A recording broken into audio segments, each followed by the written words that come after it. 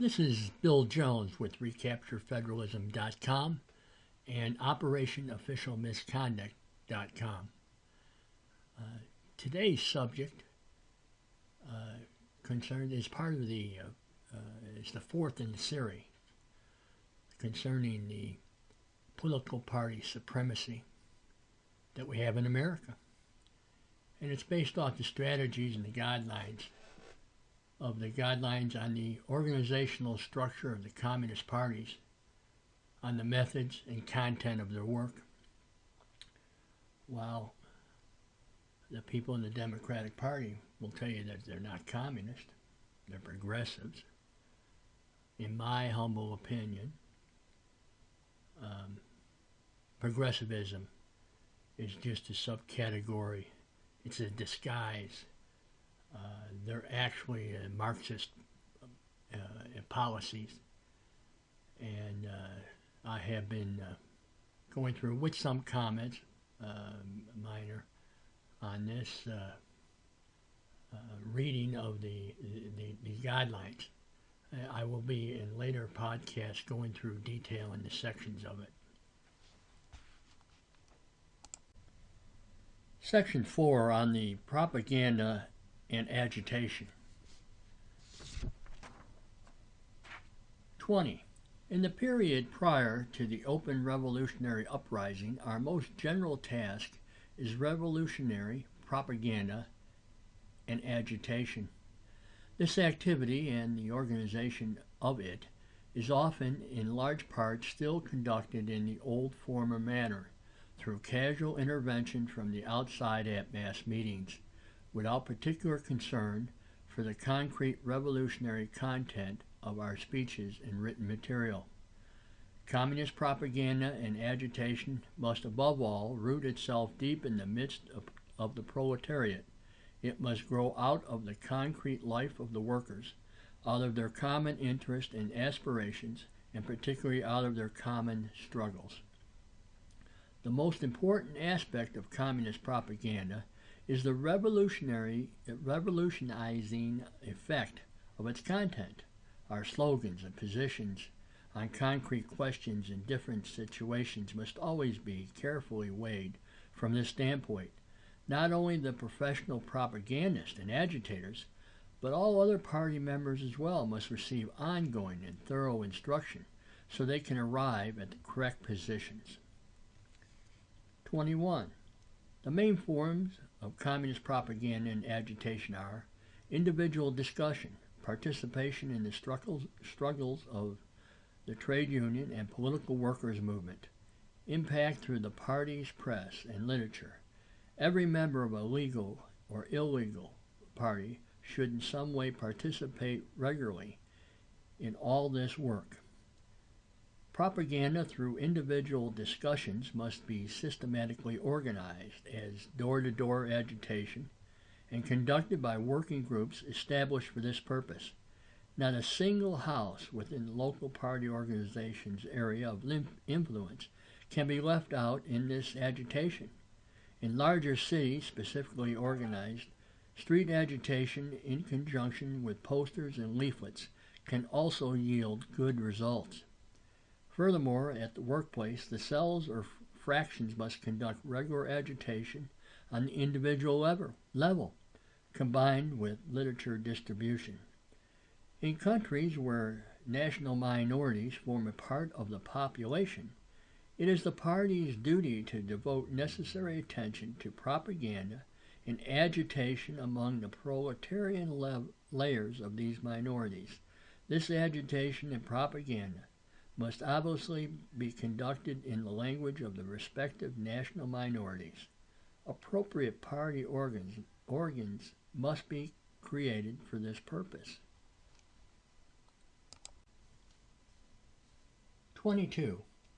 In conducting propaganda in those capitalist countries where the great majority of the proletariat does not yet possess conscious revolutionary inclinations, communists must constantly search for more effective methods of work in order to intersect the non-revolutionary worker as he begins his revolutionary awakening, making the revolutionary movement comprehensible and accessible to him. Communist propaganda should use its slogans to reinforce the budding, unconscious, partial, wavering, and semi-bourgeois tendencies toward a revolutionary politics which in various situations are wrestling in his brain against bourgeois traditions and propaganda. From now on, bourgeois, finally learned how to pronounce it correct, but the meaning of that is middle class, and I'm going to substitute, whenever I see bourgeois, I'm going to substitute the reality, which is middle class. And the proletariat, I might as well go for that and say that's the lower class. Okay, and we'll use that from now on. At the same time, communist propaganda must not be restricted to the present limited, vague demands of or aspirations of the lower class. The revolutionary kernel in these demands and aspirations only the necessary point of departure for our intervention only because only by making these links can the workers be brought closer to an understanding of communism. 23. Communist agitation among the proletarian, lower class, masses must be conducted in such a way that workers engaged in struggle recognize our communist organization as the courageous, sensible, energetic, and unwavering devoted leader of their own common movement. To achieve this, communists must take part in all the elementary struggles and movements of the working class and must fight for the workers' cause in every conflict with the capitalist over hours, wages, working conditions, etc. In doing this, the communists must become intimately involved in the concrete questions of working class life. They must help the workers untangle those questions, call their attention to the most important abuses, and help them formulate the demands directed at the capitalists precisely and practically.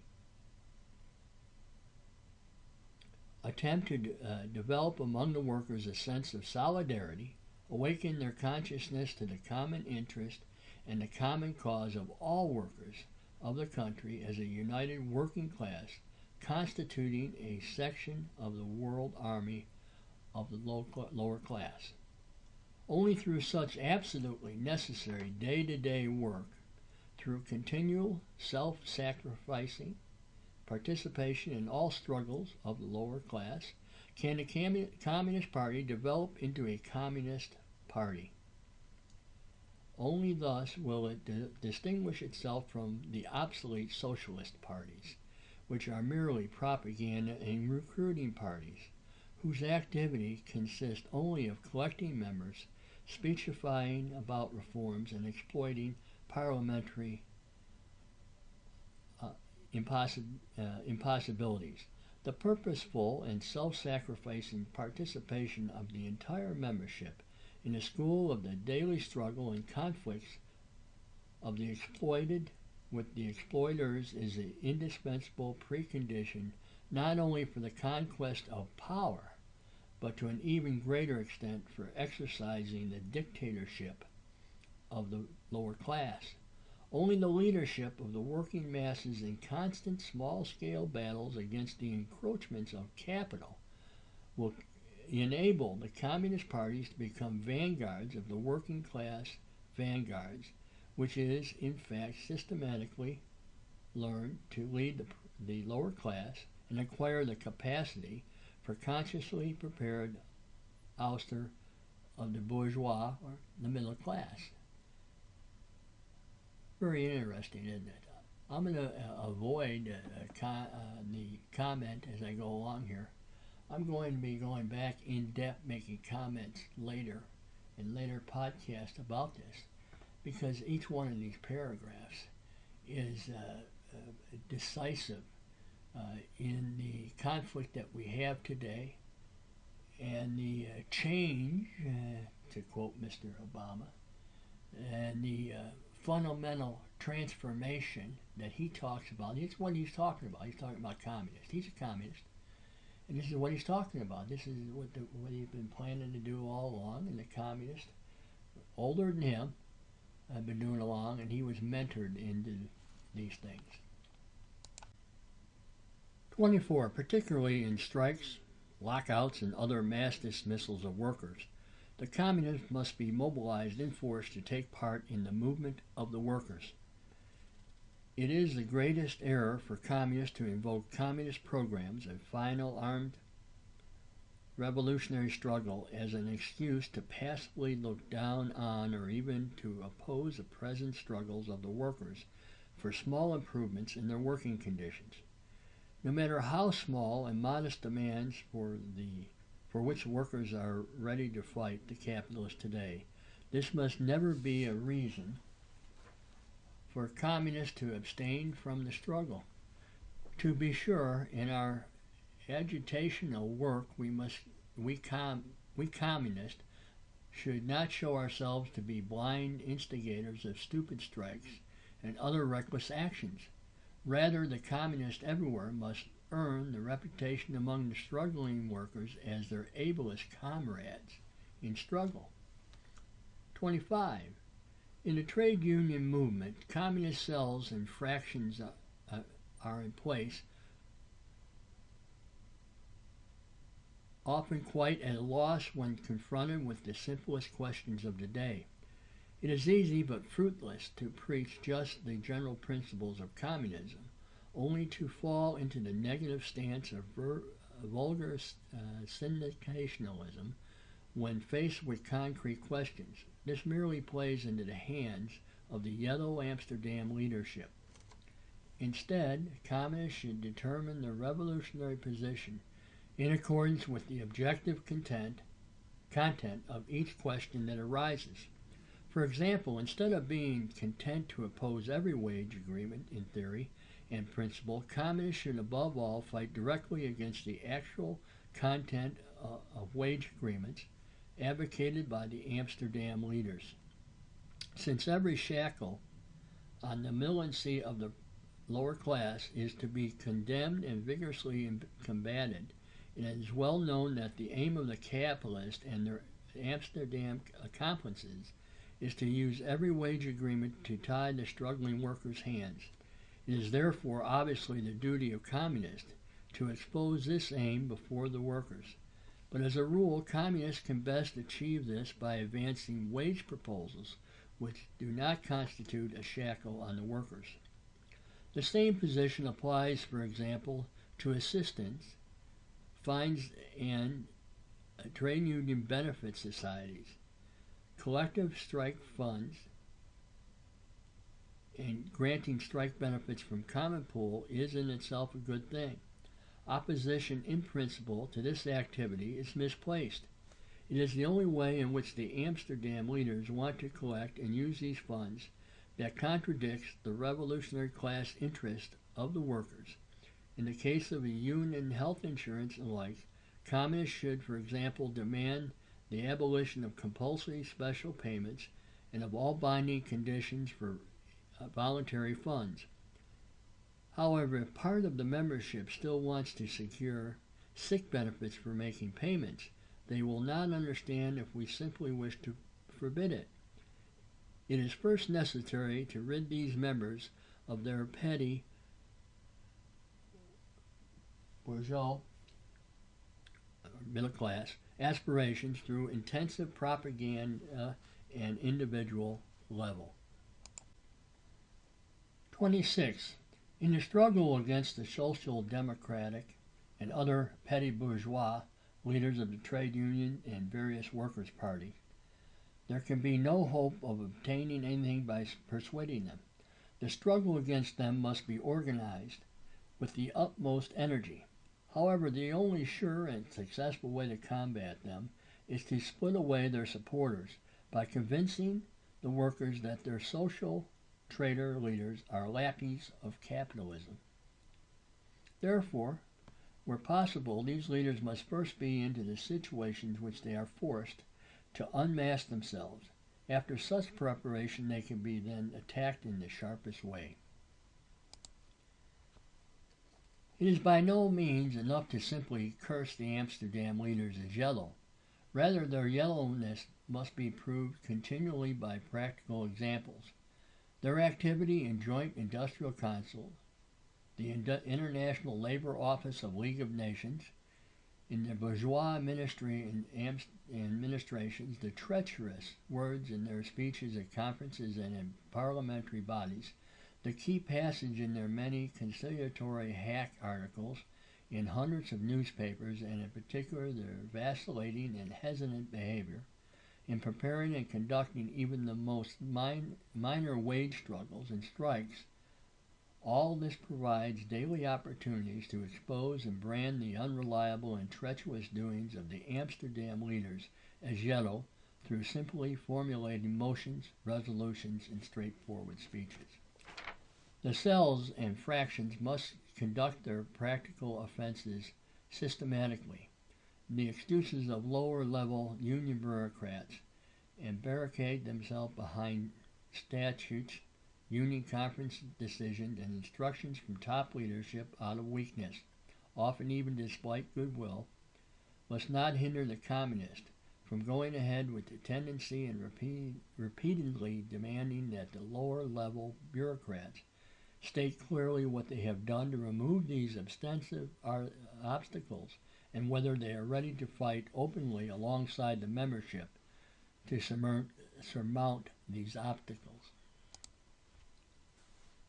27. Communist participation in meetings and conferences of trade union organizations must be carefully prepared in advance by the fractions and working groups, for example, drafting their own resolutions, choosing speakers to present and to support the motions, nominating capable, experienced, and energetic comrades for elections, etc.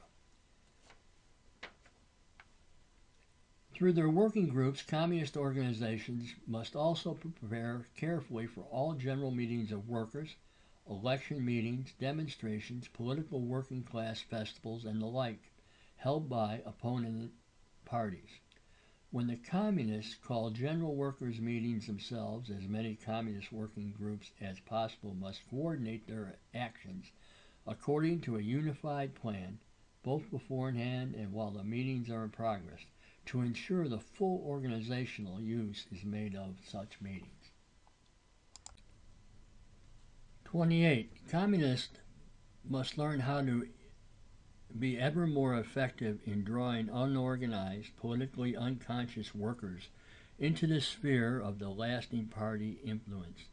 Through our cells and fractions, we should induce these workers to join the trade unions and read our party press. Other workers' associations, cooperatives, organizations of war victims, educational associations, and study circles, sports clubs, theater groups, etc., can also be used to transmit our influence.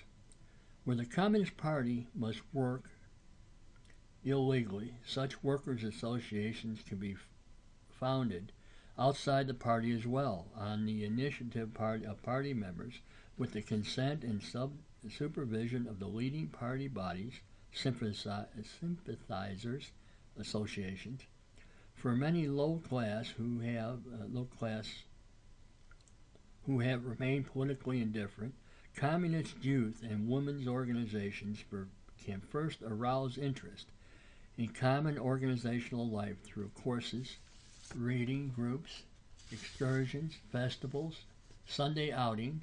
Such workers can then be drawn permanently close to organizations, in this way also induced to aid our party with useful work, distributing leaflets, circulating party papers, pamphlets, etc.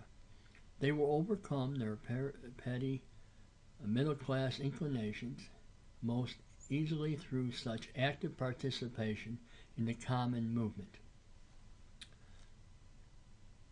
29. In order to win the lower class layers of the working population as sympathizers of the revolutionary lower class, communists must utilize these intermediate layers' particular conflicts of interest with the big landowners, the capitalists, and the capitalist state, and overcome their mistrust of the lower class revolution through continual persuasion.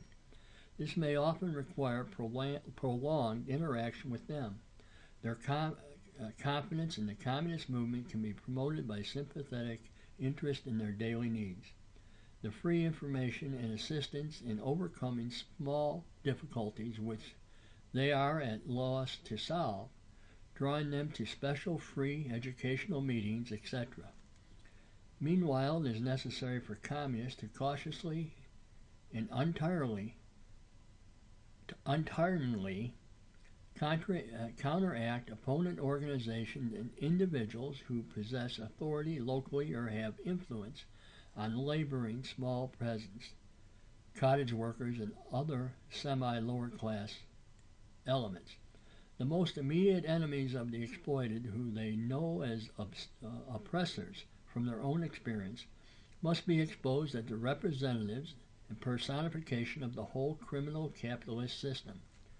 Communist propaganda and agitation must intensively exploit in comprehensive terms all day-to-day events which bring the state bureaucracy into conflict with the ideal of the petty middle-class democracy and the rule of law.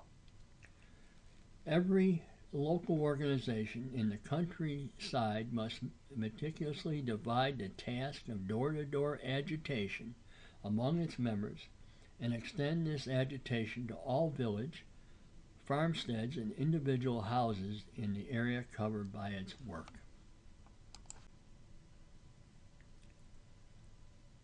For propaganda work in the Army and Navy of the capitalist state, a special study must be made of the most appropriate methods in each individual country.